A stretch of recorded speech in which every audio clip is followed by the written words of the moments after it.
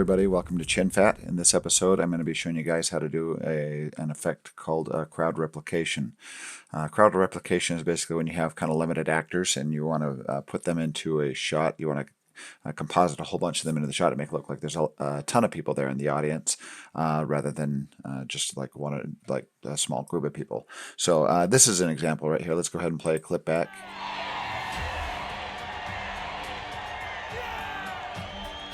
With that shot that you just watched there, we had about maybe about 20 people, and we replicated them, basically duplicated them over and over again.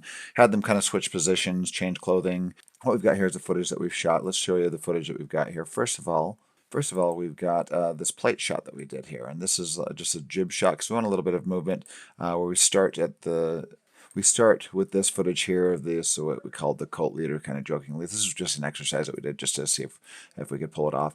But it has this guy stepping up on his little platform and raising his hand as he looks out at the audience. We cut to the reverse angle, which is going to be this shot here that you saw. And this is our plate shot. This is the shot that we're going to insert all those people and the cult leader from over his shoulder here. So this guy here being the cult leader, and then we go on the reverse over the shoulder.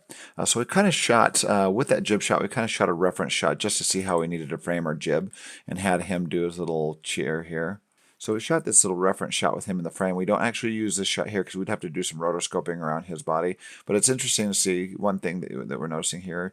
He's a little bit soft out of focus because we got the focus out here. So that's one thing we might want to consider when we're doing the shot here. So yeah, we just did that to see the extent of the jib shot that we had to take, the height that we wanted to go to have him kind of stay in the shot. So we're going to start out with it like on his knees here, on his butt, and then we're going to move up to reveal the people there. So, but what we've got is we've got a green screen shot of him here. Just doing the cheer here, and we're going to insert him into the shot. So we're going to key him in, and we're going to actually, and right here this is a static shot, and we're going to do a 3D camera track, which is going to lock him to the movement of that jib that you saw before. Same as these people here. I'll explain that in a minute, but let's show our jib shot here. Our jib shot, I've got an in point and out point already set on the portion that I want to use for that cut, where it cuts and it's already starting to move, and then it ends and reveals the crowd there. We threw a few sandbags in here because this is going to be covered with people. It's just so we get better tracking markers, and we actually didn't need them because it tracked pretty well to the carpet. The carpet has enough contrast in it that the 3D camera tracker tracked to it pretty well. So I'm going to drop this down. I got this in point and out point here. I'm going to drop that down in my timeline, hit period, and drop it in.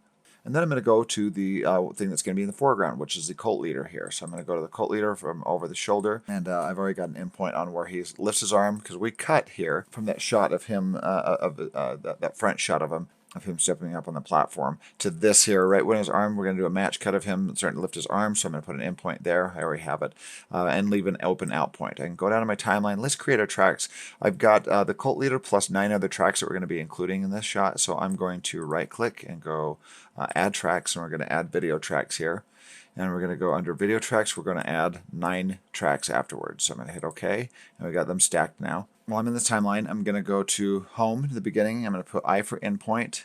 I'm going to go end to the end of the timeline and arrow back 1 frame, so we're on the ending frame of this clip here, and put an out point. So the duration is the same here. So I'm going to hit period. Oh wait, I'm going to do my source patching up to this track, do period to drop it in, and now we've got him stacked on top of the jib shot here. And if we actually look at this, I'm going to do Shift plus to make this higher, this track higher, bring down the opacity here, and just look below it. You can see below it we've got that jib shot. So as he lifts his hands up like that, we do the jib shot. We're timing this out up in Premiere, and then we're going to send it to After Effects. So I'm going to do Shift minus. So now we're going to start stacking everything else on top of this. I'm going to go. Let's talk about what this footage is here, because I've got this exercise footage on Google Drive, a Google Drive link that you guys can download and practice with here. So what we've got here with the next 9 tracks is we've got 3 different groups that come out. We've got group 1 here. They come out and they cheer, and then they move off the screen, and then we stop recording, and they go and change clothing, and then they rearrange. This is the same group of people.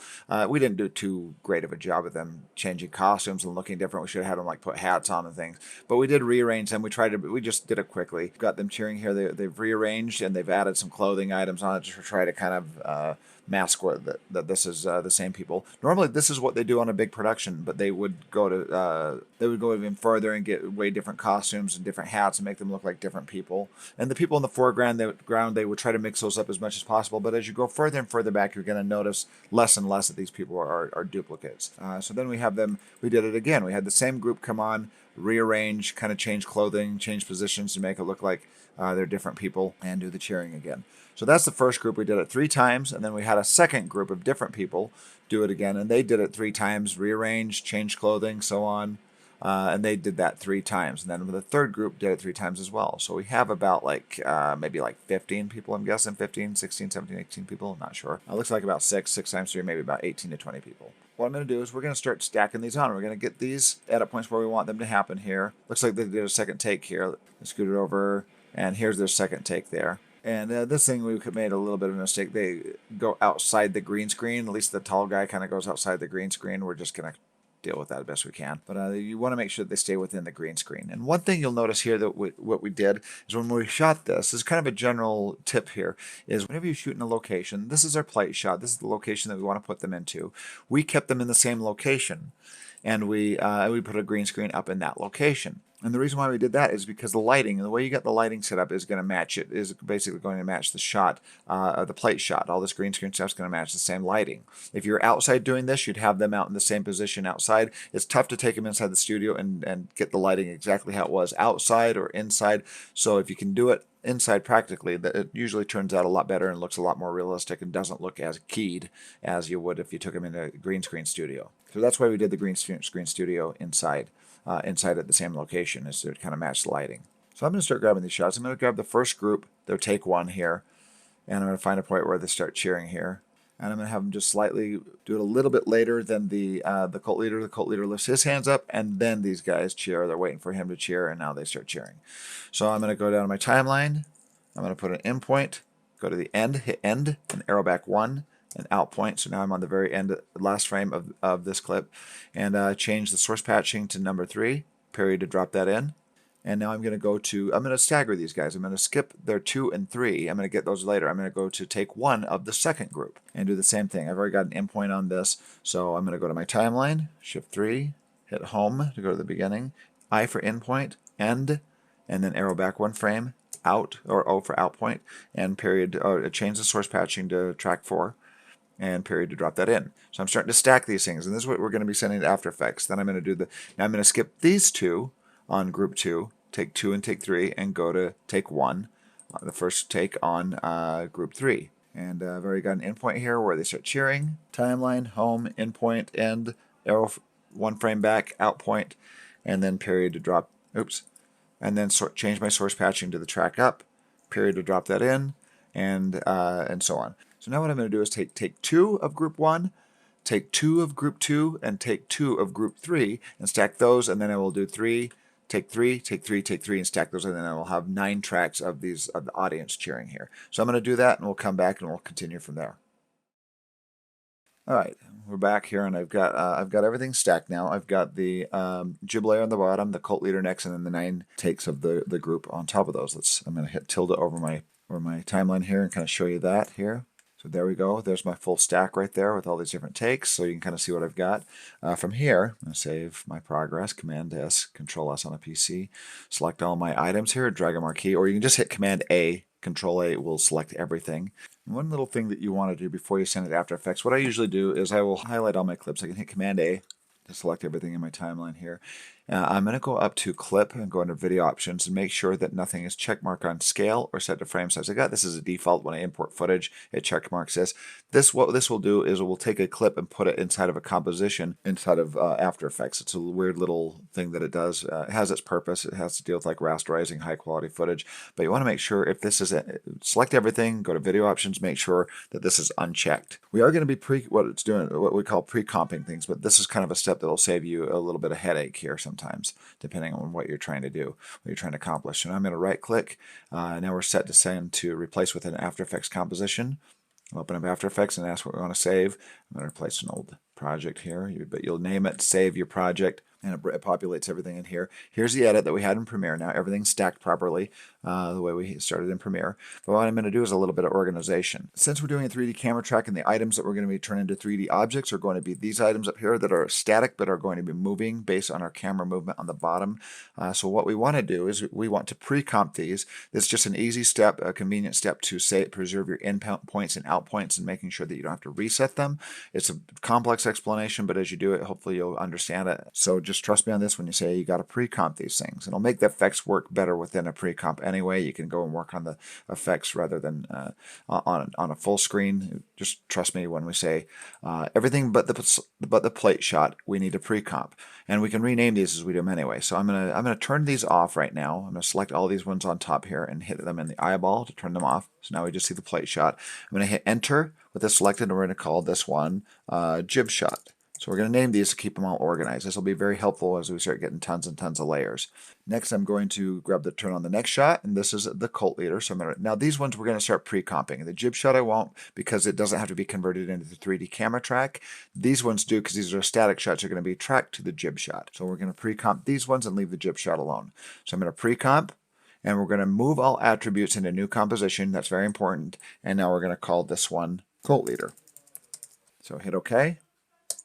And it will pre-comp it and name it cult leader. So now what that basically does as a pre-comp is a composition within this composition. If I double click on that, it'll show the clip with its in and out point here.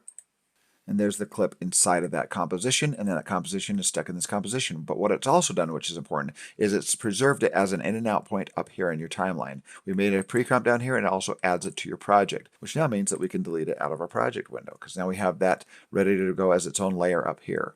So now I can, or I can wait till I got them all done to delete them all. Let's do that. I'm going to do undo. We're going to select the next one up, and we're going to call this one, and we staggered these, so this one is called Group 1, Take 1. So I'm going to pre-comp this, move all attributes, and we're going to call this Group 1, Take 1.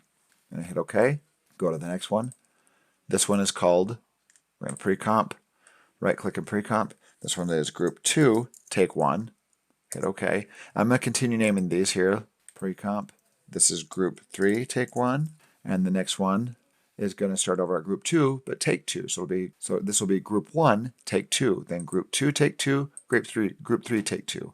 Then Group 1, Take 3. Group 2, Take 3. Group 3, Take 3. So I'm going to rename these. I'm going to pre-comp them and rename them, and then we'll come right back.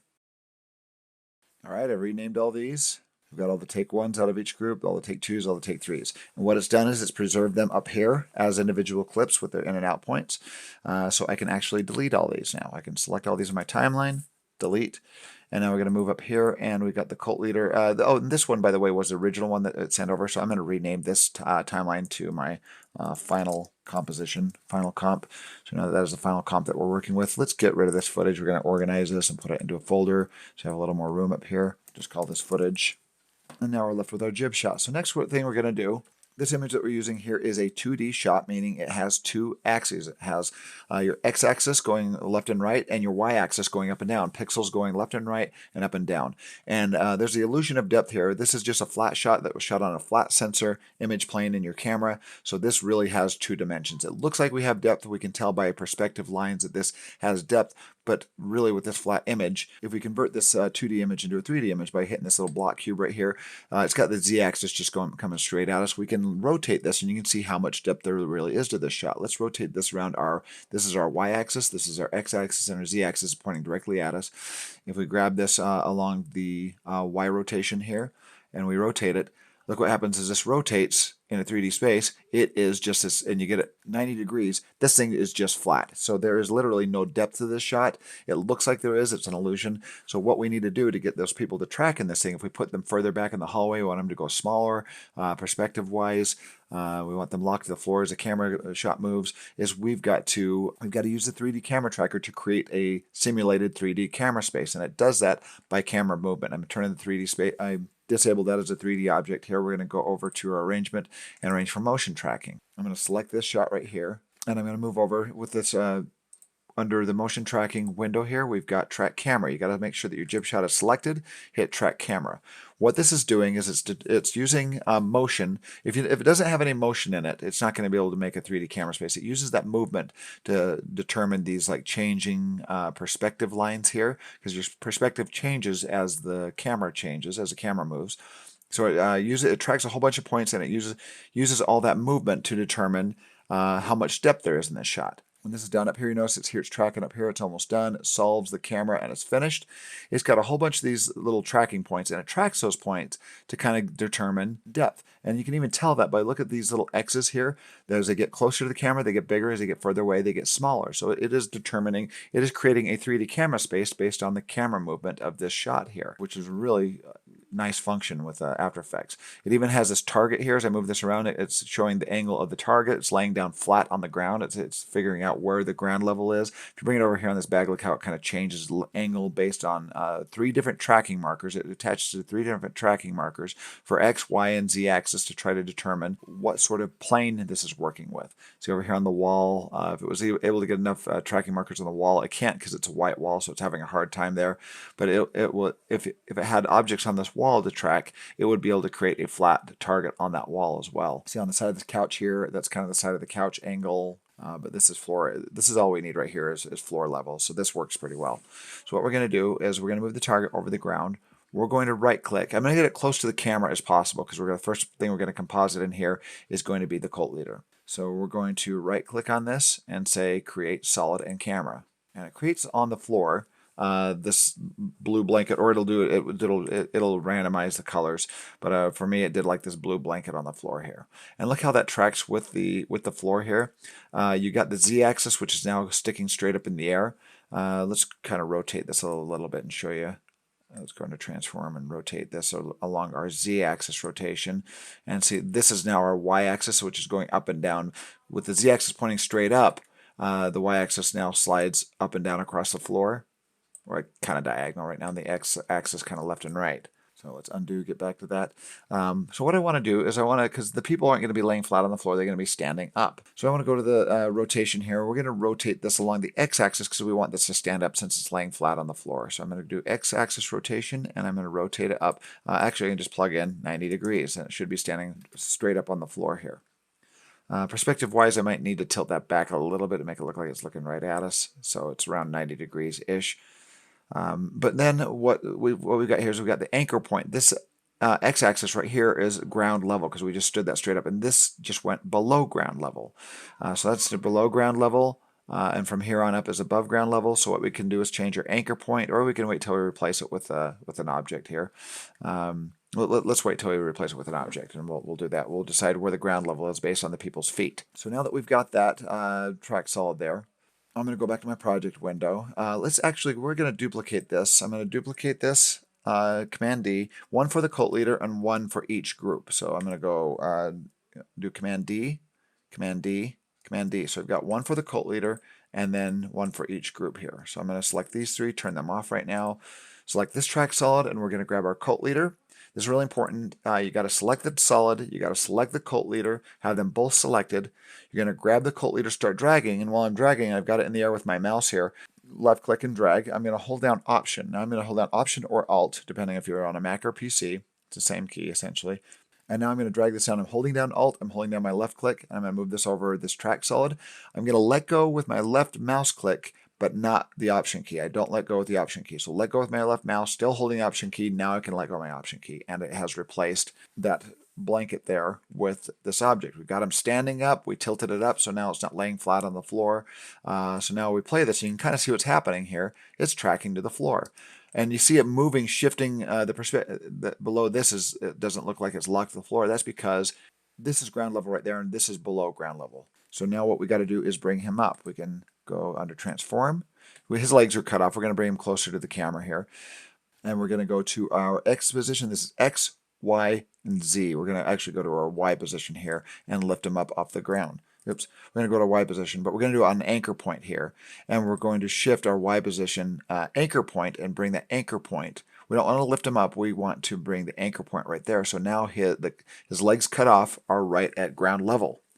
We're going to give him a little bit more elevation to compensate for his missing legs there. So we're going to move that up and guess about how high he would be. Maybe right about there, his feet would be touching the ground.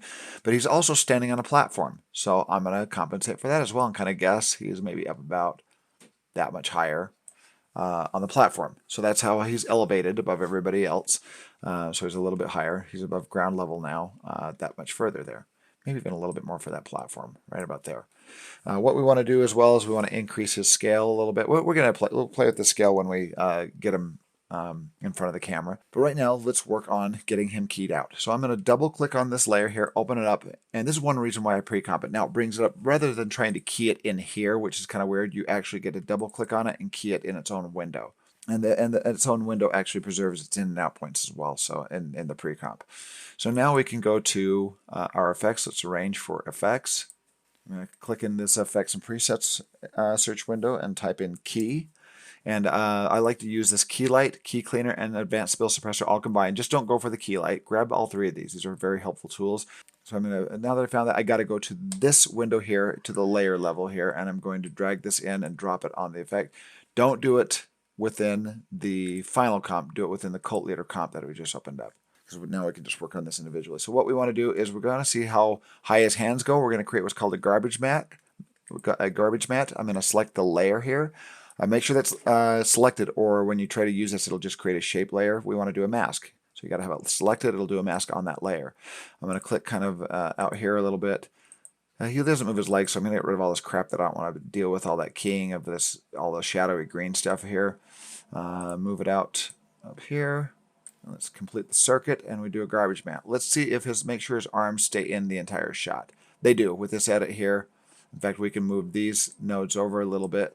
The less green we have to deal with, the better. So now he lifts his arms up. We can even move that over a little bit more. Move this over a little bit more. You don't have to do this, but it just gives you less green that you have to deal with. And we could actually kind of bring that over and kind of choke his leg there a little bit.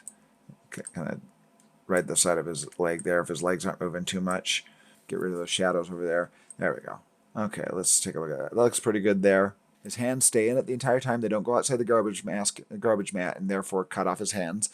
Now we're gonna work on the key. I've added these filters here. We're gonna go to screen color, and we're gonna select this with the eyedropper here, and go over and select kind of a range of green here. And I'll key out the green. It gets a little bit noisy. You want to, if you're working with raw footage or high quality footage, you usually want to use intermediate source. Will give you a better key, depending on what you're working with here. But I found the intermediate result works better than final result on this specific shot. Let's see, it gets noisy with this red footage that we've been working with for some reason. So I'm going to go to intermediate result, and I think it works better with kind of log footage as well. But we're going to go down and we see a little bit of noise here. In fact, we can see that if we tell it to show our screen mat. We're going to go to this little RGB symbol here and go down and tell it to show our alpha channel, which shows in white things that are being left in, and in black things that are being taken out. The gray is going to be kind of half opacity. So we got to get this as white as possible and this as black as possible. So we're going to first of all mess with our screen gain here, which is luminance levels.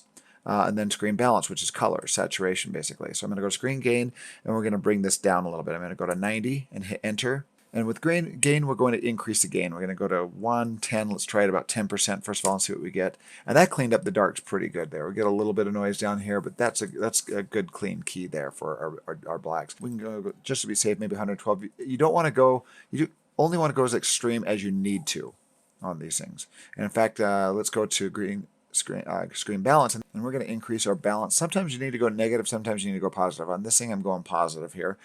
So we're going to go 60. Let's see what we get. That's filling it in a little bit. Let's go 65, 70. See, I don't want to get too extreme where it's going to start getting a lot of jumping noise in this. So I'm going to leave it there for now. We're going to try to work on our screen here in a little bit without increasing the balance too much. I'll go down to screen pre-blur. This will blur the pixels within your screen, within your white, and without going outside the edge here. So we're going to go screen pre-blur, go maybe 4 pixels, hit enter. Let's go to 10, see what that does. It's starting to eat into the edges and choke the edges there, so just maybe about 4 pixels, just to blur those pixels a little bit. Because we don't want it to kill our edges too much there. But let's go to screen mat, and this is where you get a little bit more power in cleaning up a key here. So with your clip black, The reason why we're getting these variations in here is because there might be green in the shirt, or even just reflection off the green screen is hitting his shirt. So this is where we have to kind of change the tolerance levels here. This is working with your matte, which is this black and white image now. We're going to say clip the black. We don't really need to clip the black because we got a good clean key outside the black, so we don't need to do that. But the clip white, we need to clip it a little bit and exaggerate the white levels here. It'll take the kind of mid grays and kind of push them towards the white here. Let's go clip white. I'm going to go, I think you have to go negative on this to start clipping. Hit enter. And now it's starting to eat into this this extra gray there. So let's go 85. And there we go. So we're starting to get a clean key there. 80, there we go. And when we start getting things cleaned up, we can go back to our RGB and kind of look at this and see what we've got here. A couple things that we could do here to clean this up is we can also do, a couple things we could do to clean this up is to play with our edges here. Because our edges, we can kind of see this line on the outside of the, right there when we've got a good key. So we can actually shrink that in a little bit. We can go to screen, shrink, and grow, and go negative. Let's go negative 4 pixels and see if it kind of gets, that got rid of that line right there. That's maybe a little too aggressive. Let's go negative 2. So you just want to be only aggressive as aggressive as you need to be. Maybe 3 there, negative 3. And that's got that kind of cleaned up that edge right there. And now we can go to screen softness and soften the edge maybe by a couple pixels and just soften up the edge a little bit. So look at what happens when we go big on the edge. It does a big soft edge. But we only need to go maybe like 2 or 3 pixels here. Let's try 3 and just barely do a little bit of soften on the edge. That might be it. So let's do a 2. That's looking good there. Let's see what that looks like against the final comp there. He looks very small, so we're going to scale him up to a natural size here. Let's hit S for scale and bring up his size here. And now we're going to move him along the Z-axis and get him closer to the camera. Let's go into transform, go into the position, X-axis, Y-axis, Z-axis, and bring him closer to the camera here. Get him about about how big he was in that test shot that we did. And now we're going to bring him down a little bit. We're going to move him to the right a little bit along the X-axis so he's kind of centered, and bring him down on the Y-axis until he's in the shot. Now let's see how far we are in the shot, because when we started here, he's down at the bottom of the shot, so his legs are cut off at the bottom. So let's go to the beginning and get him on the Y-axis, get him so his legs are about right there. See, now his scale's probably looking too big, so we might be able to bring him down a little bit. And then as we play through, let's go quarter resolution so it will render faster.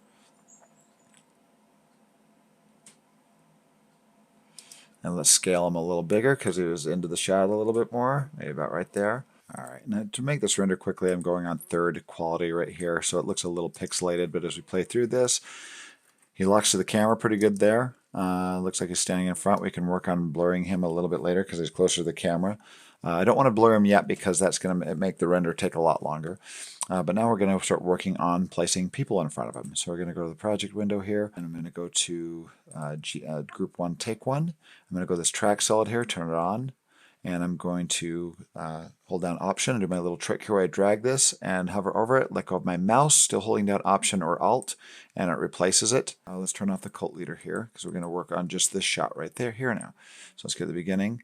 So once again with this object replace here on a new track solid, this guy's a 3D object, and the anchor point needs to be at their feet.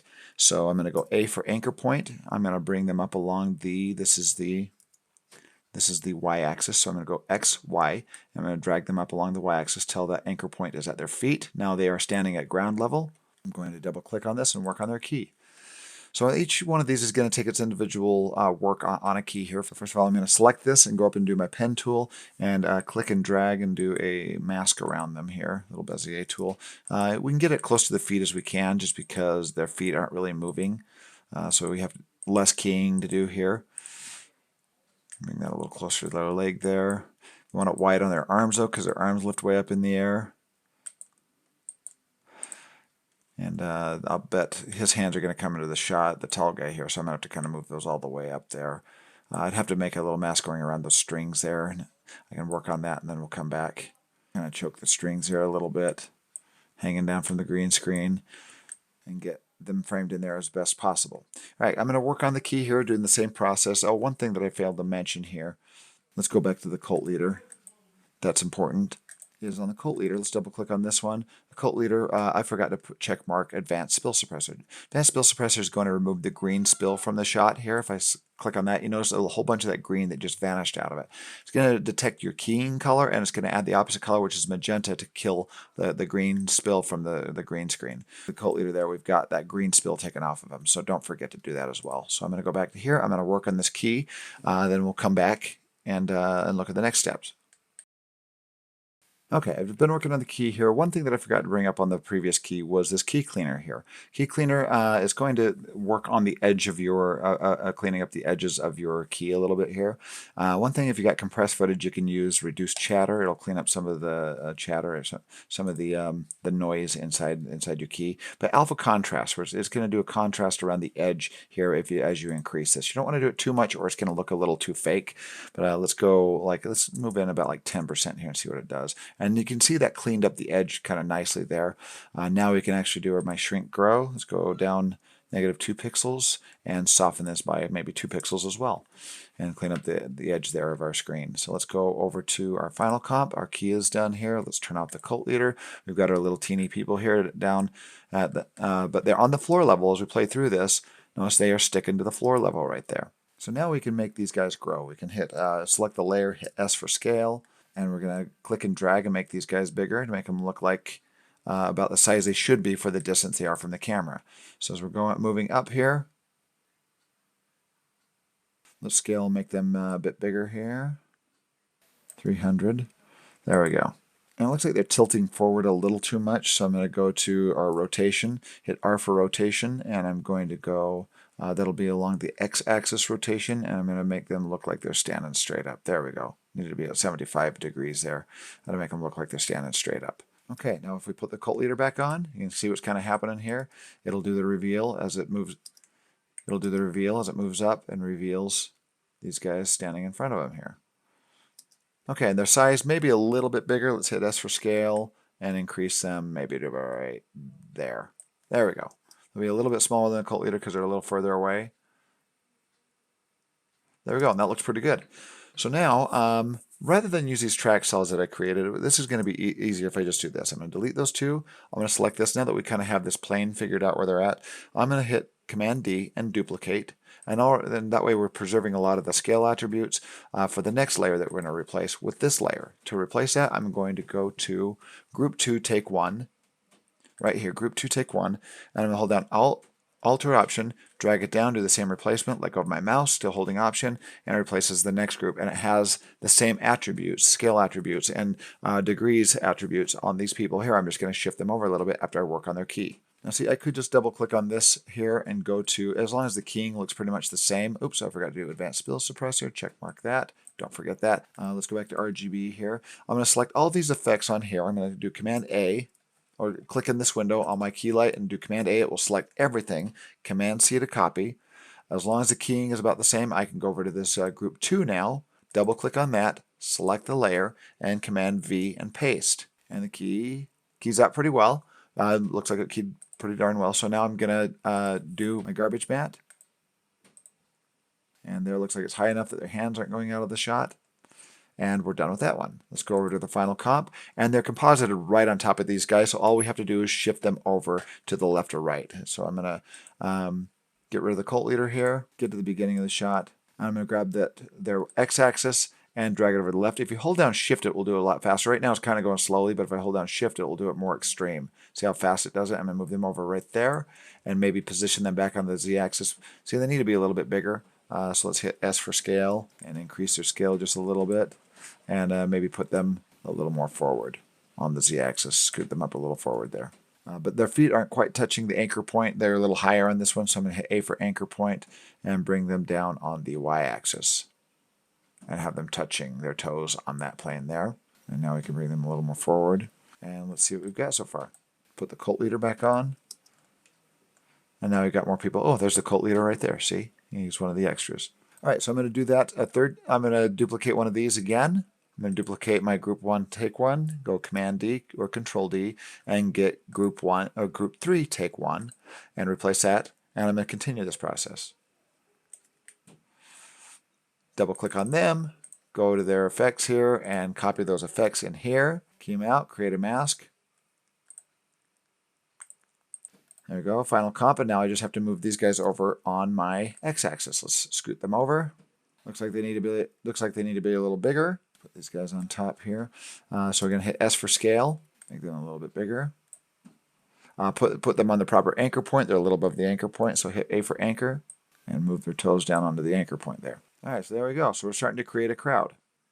So now what you have to do from here is we've got to go to the project window, and you can start taking take 2 out of each one of these. Group 1 take 2, group 2 take 2, group 3 take 2, and create more layers just by duplicating these things here. So let me get these in order here. Rearrange the layers there. So I'm going to select the top one and do Command D or Control D to duplicate, and now I'm going to grab take 2, drag it on there, and then I'm going to scoot them back on the Z-axis a little bit. So let's do that once here. I've duplicated this one. I'm going to grab group 1, take 2, and replace that top one there. Do my key. Let me hurry and do the key, and I'll come back and show you what we've got.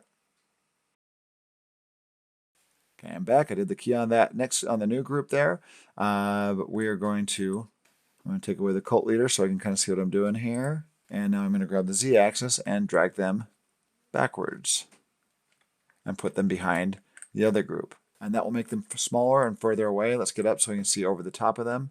They probably need to be a little bit taller, so we can kind of cheat it here. And let's go to P for position and bring them up the Y-axis a little bit. Elevate them a little bit above the group there so we can see them a little better, maybe a little more. Right there, and now I can see them in the background. So now I can keep doing this. I can keep layering them, push them back on the Z-axis if I have to bring them up a little bit so you can see their heads, or increase the scale a little bit so you can see their heads. And you can keep putting people here until you fill up this entire hallway. So you duplicate, add a new layer here. One thing that you can do after you get through the 9 layers, and if you want more layers, what you would have to do is go up here and duplicate one of these compositions, and you can start offsetting the timing on it. Let's take like group 3, take 3, for example, because if you start duplicating past 9 layers, you're going to see repeats of people doing the exact same movement in the background. So let's take this one, for example. Let's go to group 1, take 1. And we want to put and let's say we've gone through 9 layers, and we want to put even more layers and make it look like there's more people back here.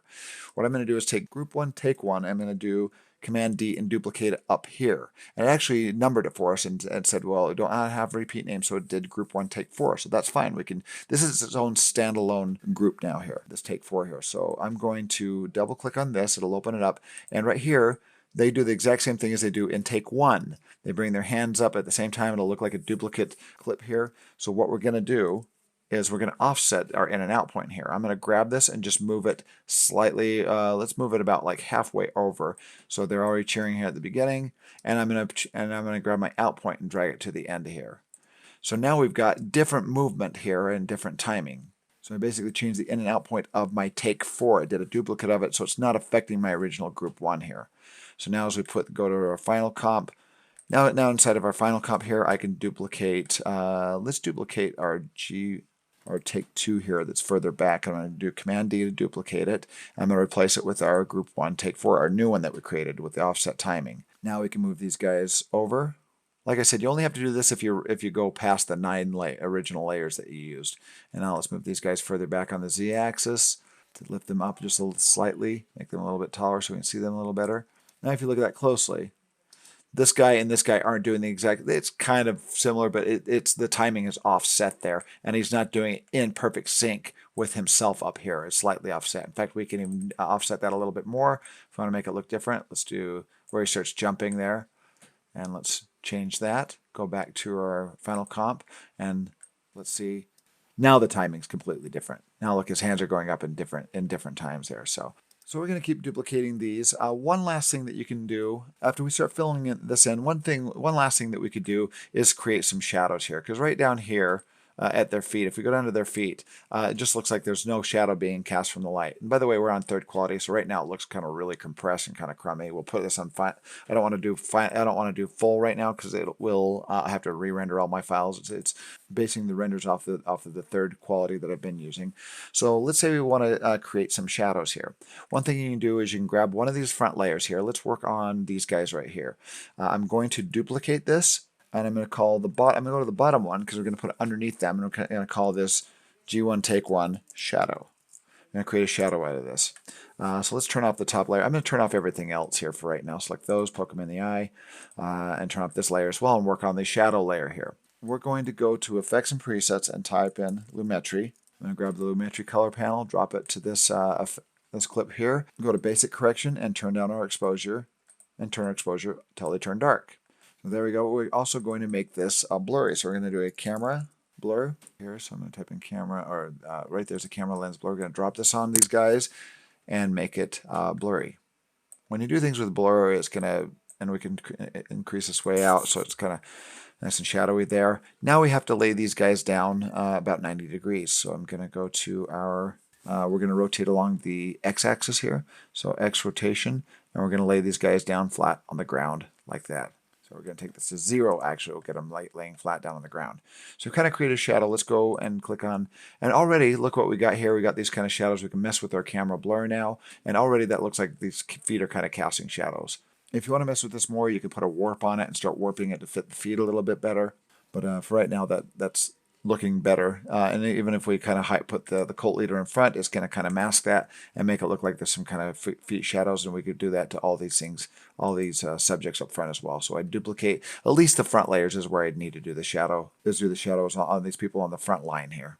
But that's how you create a shadow if you want to mess around with that. You can create kind of a little bit of a shadow look, and then we can turn on these layers in the background here, and we'll start to fill up. We'll start to fill in these spots back here as we get more and more layers going back here.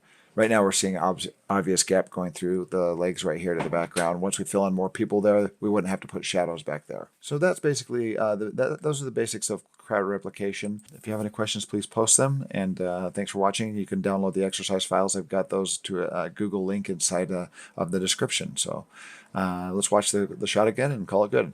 Thanks for watching. Bye.